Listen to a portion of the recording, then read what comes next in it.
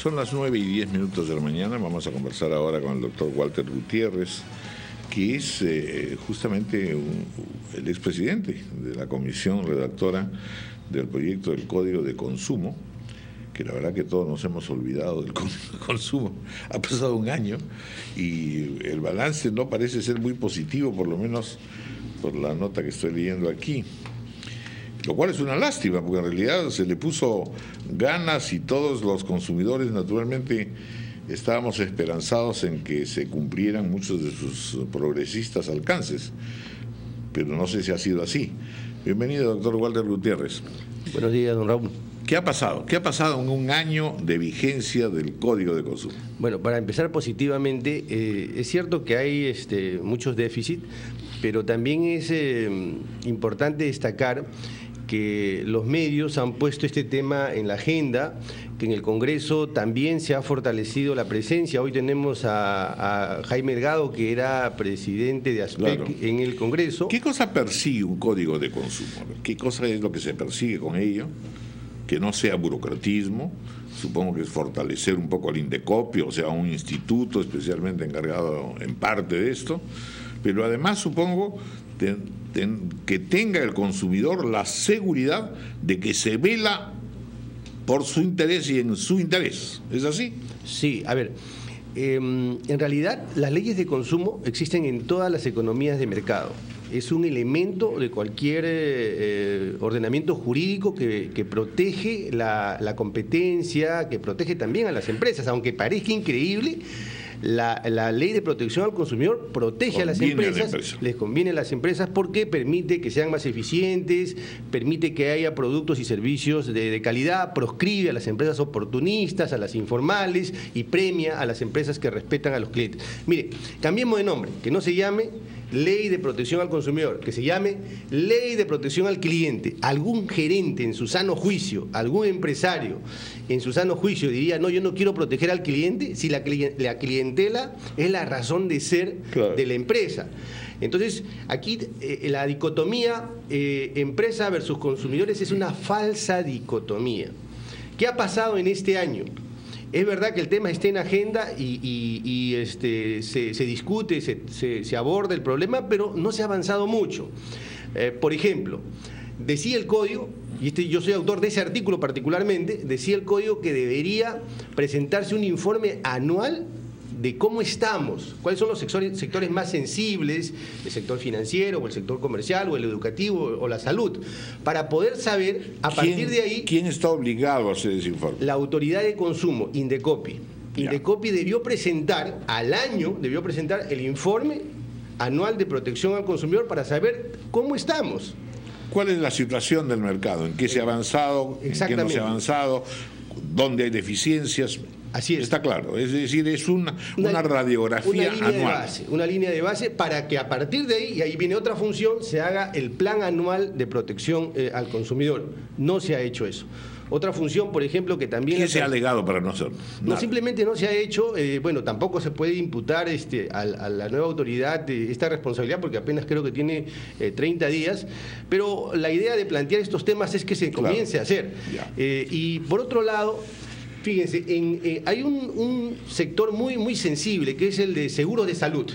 En seguros de salud, las compañías de salud, cada vez, conforme uno va siendo mayor, cada vez le van subiendo la prima. Y en algunos casos los excluyen determinadas enfermedades. En otras palabras, cuando usted es más joven, cuando uno es más joven, más cobertura de salud tiene. Cuando uno es mayor, es más caro y menos cobertura de salud. El código tiene un artículo particular, puntual, semejante a otros países, donde no se puede descoberturar, no se puede dejar desamparado cuando más se necesita la cobertura. Cuando más se necesita. Esa es la importancia de un código de consumo. Y cuando hablamos de consumo hablamos de millones, hablamos de 27 millones celulares, de 6... Justamente en el tema de los servicios públicos, que es muy importante también el rol de los organismos reguladores, porque precisamente el código apuntaba a que ellos cumplieran una serie de medidas, tomaran una serie de medidas que al parecer no ha ocurrido. ¿Qué nos puede explicar sobre eso?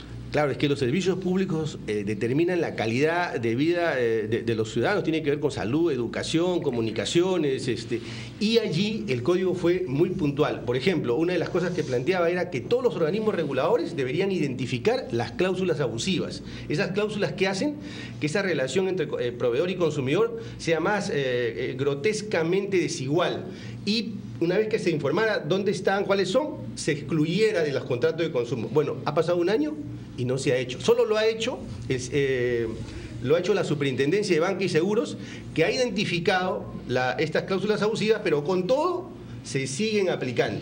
Entonces necesitamos un poco más de institucionalidad, necesitamos que las autoridades reguladoras empiecen a implementar, aplicar el código, ¿no? ¿Qué deberían hacer los hinchas de la selección peruana? Vamos a poner cosas prácticas también, ¿no? Ayer han concurrido a comprar sus entradas, ha habido un despelote en todos estos canales de distribución que escogió la Federación Peruana de Fútbol para que los ciudadanos comunes y corrientes pudieran asistir. No les venden las entradas, les exigen DNI, no presentan el DNI de la persona acompañante, etcétera. ¿Qué se debe hacer en esos casos? Qué pertinente, qué buena pregunta que hace usted, César. Mire, el contrato de espectáculo deportivo es un contrato de consumo. Cuando yo voy al teatro, cuando voy al cine, cuando voy al fútbol, estoy celebrando un contrato de consumo, cuando pago mi entrada. Y por lo tanto también es regulado por el código. Hay la figura que se denomina la idoneidad del bien o la idoneidad del servicio. Cuando yo voy a un espectáculo, voy en la confianza de que tengo toda la seguridad. Voy en la confianza de que el espectáculo va a empezar a la hora. Voy en la confianza de que no me van a invadir un palco o que me van a agredir. Exacto. Todo eso está a cargo del promotor. O sea, usted está planteando que nosotros ingresamos a Alicia en el País de las Maravillas. No, en lo ideal. No, suena trágico, ¿no? Porque la verdad que nada de eso está funcionando. Nada de eso hay, pero por ejemplo la Autoridad de Consumo debió sancionar hace rato a los clubes. Claro. ¿No? Y en el caso que se ha planteado, a propósito de ese tema terrible de inseguridad en los estadios, a propósito de lo que pasó en el Monumental el fin de semana pasado, se ha planteado al Congreso establecer la obligatoriedad para que los clubes contraten seguros para las personas que van a esos espectáculos deportivos públicos. ¿Cómo enganchar el tema con el Código del Consumidor? Ricardo, a propósito de lo que usted dice, yo he escuchado decir que este tema es un tema básicamente penal o un tema criminal. Mire, el derecho penal siempre llega tarde. Es post facto. Siempre. Cuando ya se produjo la lesión, cuando ya se produjo el daño, cuando todo ha fracasado, solamente ahí y en ese momento entra a tallar el derecho penal. Por lo tanto, no es verdad que la responsabilidad penal vaya por delante. Está la responsabilidad administrativa, está la responsabilidad civil. ¿De quiénes? De las municipalidades. De los clubes deportivos. El derecho no es otra cosa que todo un sistema de responsabilidades basado en una norma que se denomina la obligación de no dañar al otro. Claro. Y cuando fracasan esas responsabilidades, cuando todo el mundo se pone en perfil y mira el derecho penal, es porque no se están asumiendo las responsabilidades que el derecho impone. En otros países, en Argentina, por ejemplo, se dio un hecho luctuoso en una discoteca, acá también.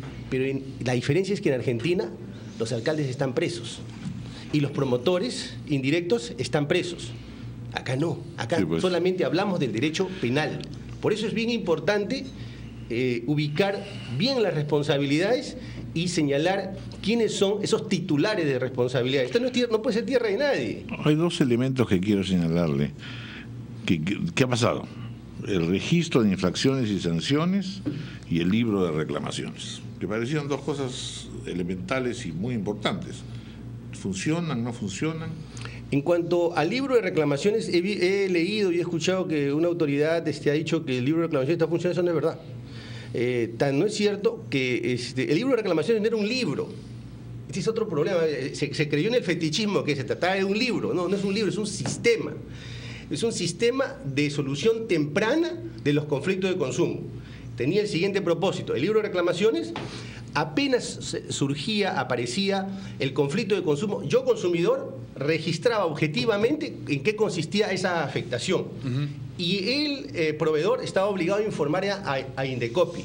Eso era muy importante porque Indecopi capturaba información y a partir de esa información podía hacer un ranking de empresas que más violentaban el Código de Consumo. Y darle solución, sobre todo, me imagino, ¿no? Debe institucionalizar La el rotafón, en otras palabras. Exactamente.